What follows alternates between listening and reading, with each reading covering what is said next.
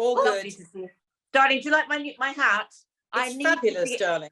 I need to give a shout out to where I bought it. Debbie, what was the name of the place where I bought the hat? That's great. I need to do a shout out and I can't remember where I got it. No, but the thing is, it was called the Hope shop, wasn't it? Do you remember the actual village it was in? Let's move on, Dee. She can't remember a thing. Dee, can you tip your head down so we can see the colours? Because we've just got, that is divine. That is so lovely. What colour are you wearing? Are you wearing blue, Harriet? Yes, it's a first. It is. Yes, I was going to say, and Natalie's in blue as well. We got the memo. We got the memo. The blue memo. The blue memo. And blue is a healing colour, apparently. Oh. Debbie's been persuading me to sort my bra situation out and it's recommended number one bra. The boobs were down to your knees. Come on. Shush. I gave up on bras because they were so uncomfortable, but now I have the most comfortable bra in the world. Thank you, Debbie, and thank you, number one bras. Yes, they are amazing. They are amazing, fabulous. Have you all got them? Have you got them too, Harriet? Yes, dear. I've got my on right now. Yes. That's too much. Yes. Oh, Dee, we're not paid enough to do that. I know, sorry, darling. I couldn't resist. Anyways, we've got a very exciting guest today, haven't we? We have a dark friend. Natalie, you don't know her. Have you met her before? No, but I find her very inspiring. I'm really looking forward to meeting her. Oh, good. Yeah. She's a darling friend to us all and a fantastic actress and presenter with her own show and her own YouTube channel. And her name is she's just one of us, really. What more can you say? She's gorgeous. We love her. And hopefully she's going to come back and see us again after today. But it's the lovely, at last, Jo Good. I know. Oh my goodness! Hello, I'm so overexcited. Oh, look at your doggy! Oh, fabulous, darling. How are you? So lovely to see you. Can't believe, honestly, girls, I've not had a blow dry or anything. I wondered what you were going to say there for a moment. Yes, I know. There's your. Oh, what's he called, Debbie? Beanie. Beanie. Is Beanie Chihuahua cross? What is? No, she's 100% Chihuahua. Please get mine. Oh, let me see. Pomeranian. Is it Pomeranian? Yes, Pomeranian with a bit of husky. Oh my God. I actually think that two Pomskys mated actually, because she's kind of smaller than a Pomsky, but bigger than a Pomeranian. And was it planned, that pregnancy? Well, I don't think it was, Jo. I think actually this is why I had to adopt her. I think you've done very well. First crosses are always very intelligent. Myrtle isn't the sharpest knife in the drawer. Oh, she is gorgeous, isn't she? Beautiful. Is heaven. Thank you. So, darling, tell us what's happening with you. You never stop. You are an inspiration to us all. What's happening? Yeah. No, Harriet, you know full well, I pretend to be very, very, very important. I know. You are. No, I'm not. I'm running around my tail, literally looking at these dogs. What am I? So you know what? Like all of us, and this is why I love this show. All of us are reinventing ourselves all the time. You know, you've just got to keep up. And I have started a YouTube channel, as you all know. Yes. And I'm determined it's going to be my plan B, because the BBC are just edging me out further. I'm hanging by my fingertips. And why? This is terrible. I know it is. It's shocking, but that's the state of play. And so, you know, I doubt if I'll have another contract. I don't know what I'll be doing at the end of the year. So hopefully my YouTube channel will just give me some kind of, well, if not income, notoriety. Isn't it weird though, Jo, that people like, you know, yourself, you know, all of us really, we get to a certain age where people say, we don't want you anymore. But what happens to all the other people our ages who want to see us? You know, that we still have an audience. We still have people who want to see us. So what right has anyone got to cancel us? But also, you all have children. I think you all have children. I don't. do your children always want to watch themselves? I mean, for instance, my argument with radio is the young people don't only want to listen to young people. You know, I used to listen to Annie Nightingale, she was older than me. John Peel, he was older than me. You don't always want to watch or see yourself and connect with yourself. Sometimes you enjoy older people and what they have to give. And then look at the, sorry girls, but look at the experience between all of us. Look at the anecdotes. I need to tell you something, and honestly, I'm so sorry about Myrtle. Don't worry. This is an example of something, and Debbie and Harriet, I'd love your take on this.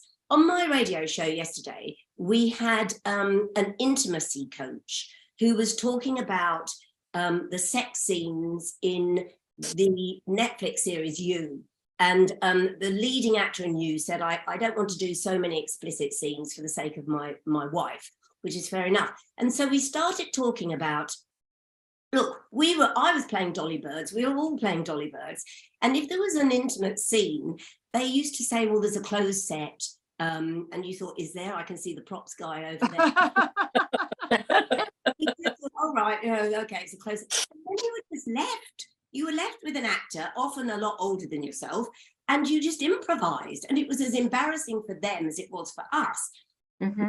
Now there's an intimacy coach, and the whole thing is choreographed so that you come into it in a professional way. And I was talking to this coach about my career, and I said, blimey, you know, as an actress, we had a completely different journey to an actor. That's why I call myself an actress and not an actor. You know, we had to wield our way through this obstacle course, didn't we? And remain with some sense of integrity and professionalism. The reason I'm telling you this long-winded story is all of this is interesting. Our history, actresses now have, well, you know, Debbie, you've got, you know, your daughter's now, her journey is completely different to ours. Completely. Mm-hmm. I did say so, Kira. I said, you know, has anyone ever tried it on with you? And she said, no. And I said, well, I remember Pauline Collins said to me years ago, if I went for an audition and somebody didn't ask me to give them a blowjob, I didn't think I gave them a good audition. And not that she did, but, you know, that's what used to happen. And people used to do that all the time. You know, you were chased around and you just kind of got on with it. You didn't sort of go, you know, honestly, for years, and I don't know if you guys are like this as well, and Natalie, you know, and Natalie's here as well. Natalie, you know, I used to think for years that the sound men always had to put their hands down your bra. No, I did. It's so true. It's so true. Jo, I've got to say, it's so great to see you, because the last time we saw each other, I was on your show. Do you remember, about 4 years ago? I do. And it was such a joy. But what I was going to say about what we're talking about now, I remember auditioning. I won't mention who it was, but it was somebody very well known in theatre. I auditioned for him, and he asked me to go back to his apartment opposite where we were auditioning. Sat down, and he said, I've got to get across the road because I live there, and you know, can you read in my flat? And I thought, fine, you know, no problem. And he said, I'm waiting for a call from the States, which was true. And I thought, that's fine. Went across the road. It was one of those sort of big block of flats, you know, in Kensington or somewhere. And he answered the phone. As he did exactly what Pauline Collins said. And I went, oh, I've just got to go to the bathroom. And I ran down the stairs, and I could hear him coming after me. I was terrified. And I phoned my agent, and she said, well, darling, you shouldn't have gone back to his flat. And she would not do anything about it. Yeah. And it was like, but I did wonder actually who got the job, but I did sort of look at that. Natalie, but you know, what happened to you? Well, no, I remember watching you on breakfast television, and the Me Too thing was happening, and you told this story, and I listened to this, what you were saying, and I thought, oh my God, that is almost word for word what happened to me in exactly the same audition. Difference was I saw all these girls coming down the stairs, having had their audition, and I kept thinking that they were either shaking, or they were nearly crying, or they were in a state. So I geared myself up and I thought, right, you know, I'm going to enjoy this, because I'm going to enjoy telling stories about it after this. It'll be a little dinner party story. And I was prepared because I saw the reaction of all the other girls one at a time. But it was awful. It was absolutely awful. But I found it funny. But I'd given myself a chance to kind of gear myself up for it. It was tough then. If you think, look, there's, what is it, 5 of us. If you think all of our generation will have a story, then we will all have a story like that. Yeah.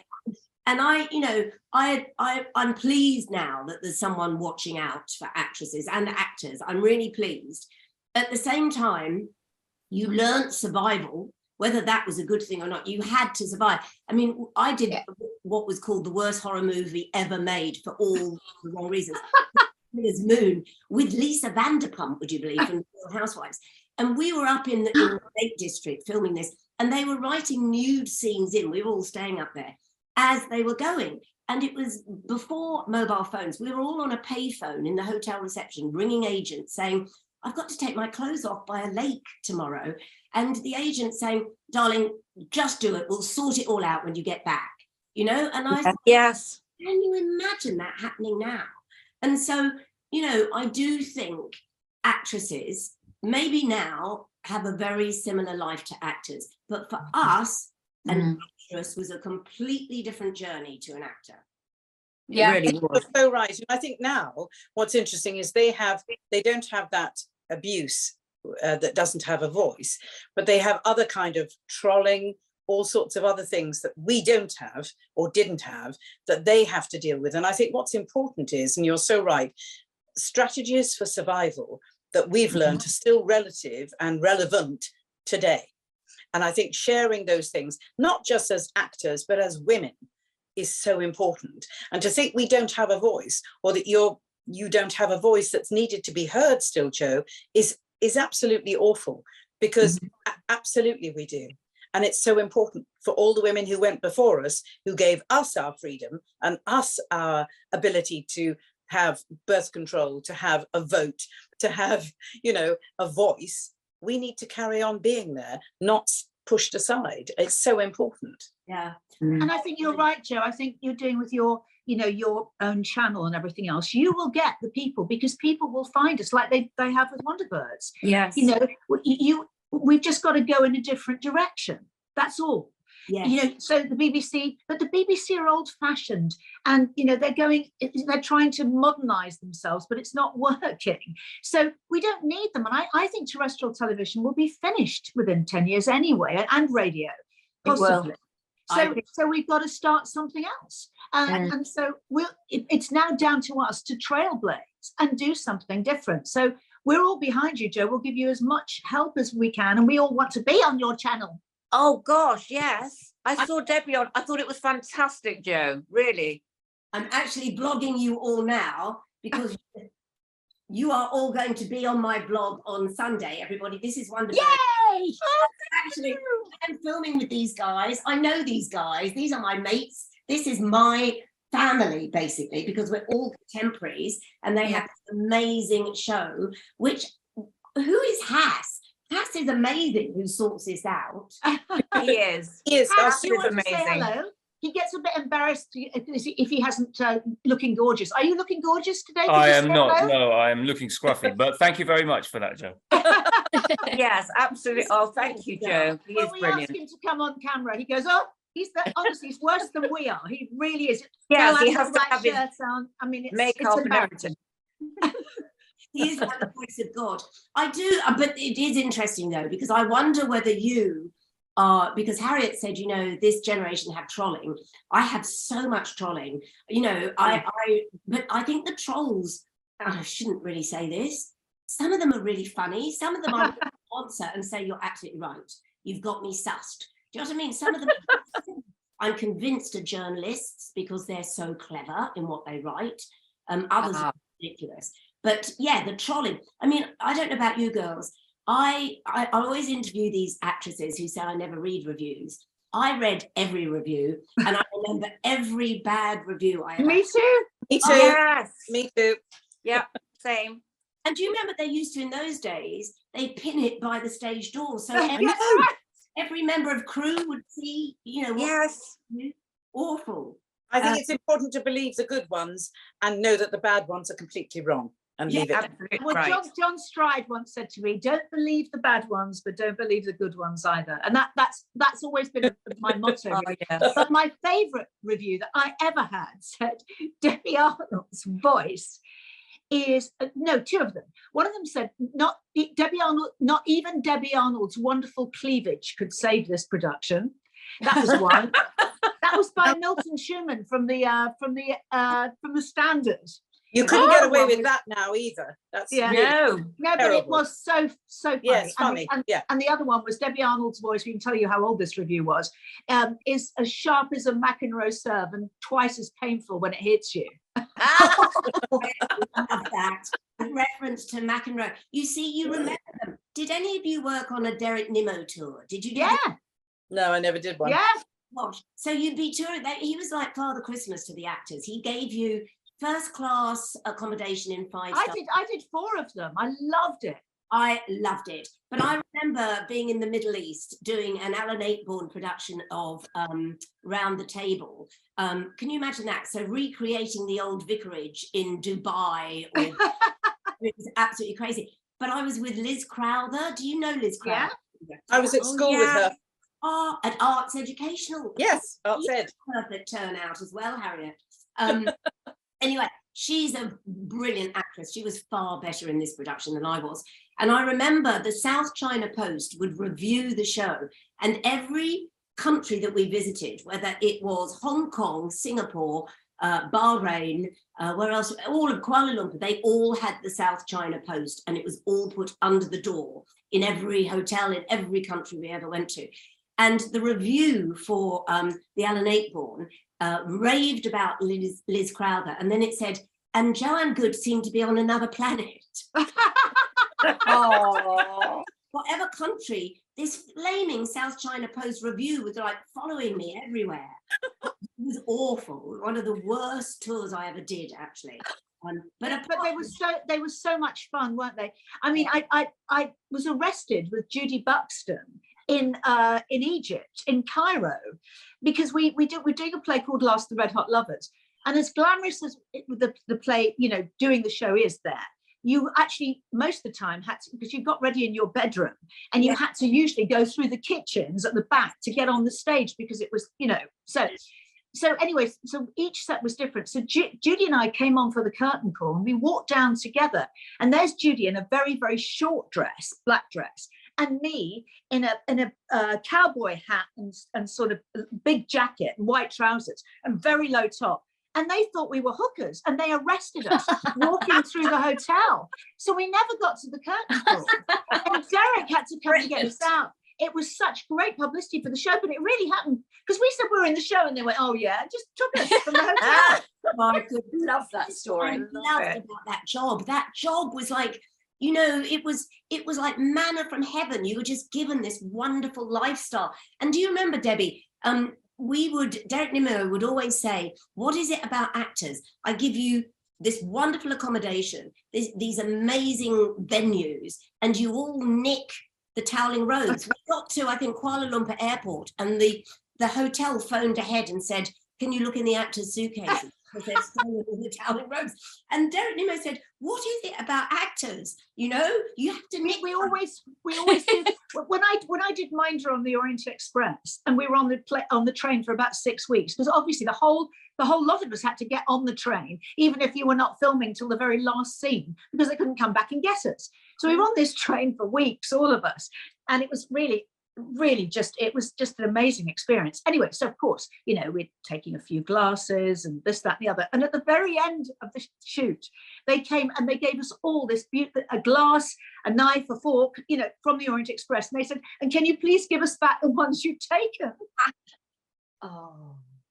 Actors. Wasn't there a thing at the White Elephant, and that they used to, if there was an ashtray on the table, if you took it home, it said something like, "This is a gift from the White Elephant," because everybody nicked them, and it actually said, this has not been stolen, this is a gift from us," or something on the back. I think that's hilarious. Oh, Joe, so are you doing any more sheer lux? Tell us about that, gosh, yes, Debbie, thank you. See, this is why I love this generation. Sorry, girls. I mean, right, so when we need someone on my radio show and there's someone dropped out, we go, ring Harriet. Harriet can be in a dressing room, she can be anywhere. She'll go, yes, I'll be there, darling, I'll be there. When Sheer Lux, who started this gold show, good for them actually, for women of our generation, they said, look, we want someone to be on a panel who's opinionated. And I went, Debbie. And I said, Debbie, I didn't even call you. And I said, do you think you'll be able to do it? And I knew you were in a show. And you went, yes, I'll be there. And I went, yeah, but it's 9:30 in the morning and you live the other side of London. I will be there.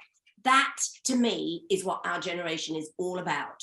No, are you sending a car? What do I have to wear? It's just, I'll be there. And she was. Do you know what I mean? True. Yeah. Thank you. We are going to be doing one a month. So you will be back. Wow. Yeah, it's an extraordinary website. If you looked at it, I mean, they're so on it. They'd recorded 2 TikToks of me before I'd even, entered the front door. They're like, wham, bam, send it out all over social media. But they see a merit in our age group, which is fantastic. Can I just ask you, Joe, before we go, what, in an ideal world, what would you like to do now in the future? Do you have any sort of big sort of dreams or plans, or you're doing so brilliantly? Do you know what I would love? I don't know if any of you ever watch Russell Brand. I love Russell Brand's podcast. I love the way he just sits and pontificates about life and then has a guest he bats and balls with. I would love that, but unfortunately I'm not Russell Brand. But his dad does phone my radio show. There's a There you go. You've got an in, darling. Thank you so much for being here today. You are Joe Good. Can I just say that? You are Joe Good. Yes, you are Joe very good. And we love you, darling. Hashtag the best. We love you. You're so loyal, girls. Thank you. Thank you. Thank you. Lovely to meet you. Thank you. As well. We're there for each other. That's all that matters. Exactly. It really matters. Love you, darling. Speak soon. Thank you, darling. Thank you. Bye, darling. Again, just one of us, and so lovely to chat and talk and shoot the breeze. Yes. She's always lovely, isn't she? I love her. I think she's so clever and I have a child of mine who's just come here. Come on. She's literally come in and she's crawled on the floor beside me. Oh, oh, hi.